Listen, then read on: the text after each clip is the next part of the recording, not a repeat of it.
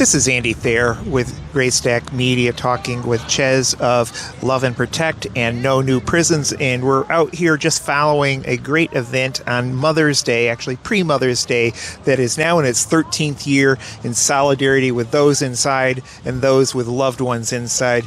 Chez just was telling me a very interesting story about basically our governor trying to use an incarcerated prisoner for a photo op with a pope. Chez, can you tell us what happened, please? Yes, thank you. And also I want to just give credit to Moms United Against Violence and Incarceration for all their work for the past 13 years to plan this annual event outside of Cook County Jail in honor of Mother's Day. But a couple of months ago, Governor Pritzker and the First Lady went to the Vatican and visited with Pope Leo. They brought him a number of gifts from Chicago, including like a 6-pack of beer from a local brewery. But they also brought him a piece of artwork that was created by Yesenia Diaz, who is a person currently incarcerated at Logan Prison. And there was a lot of reporting, and it just seemed as if there was this kind of implicit praise or progressive cred, so to speak, that the governor was trying to win by showing his solidarity, with incarcerated people, and by kind of using this stage and this audience with the Pope to do so. Now, I understand that the governor has got literally hundreds of clemency petitions on his desk. He's been sitting on for months and months and months. Presumably, Yesenia Diaz is one of those.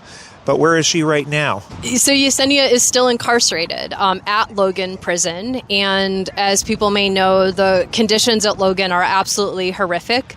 We regularly, between Love and Protect and No New Prisons, receive reports from folks inside about just brutal conditions, lack of heat in the winter, extreme heat in the summer, lack of a doctor, lack of medicine, not being able to shop in commissary, which means that people are going without things like food, menstrual products, basic hygiene items.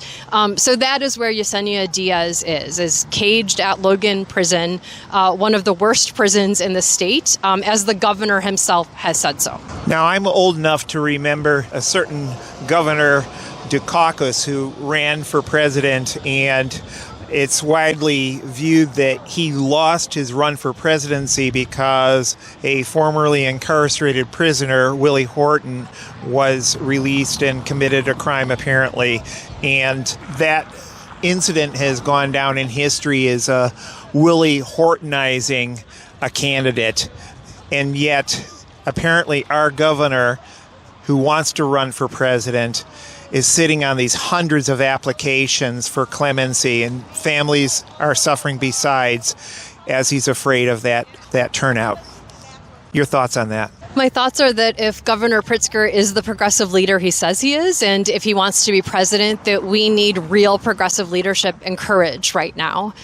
He could literally send hundreds, if not thousands, of people home from prison.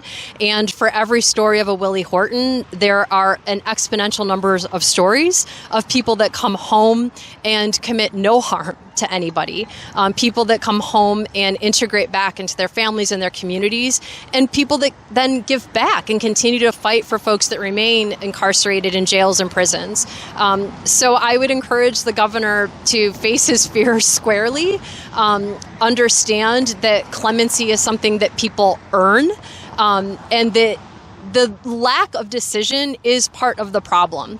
So yes, we're asking the governor to grant clemency for so many people, especially incarcerated survivors of gender-based violence who are incarcerated oftentimes for actions directly related to the gender-based violence they've survived.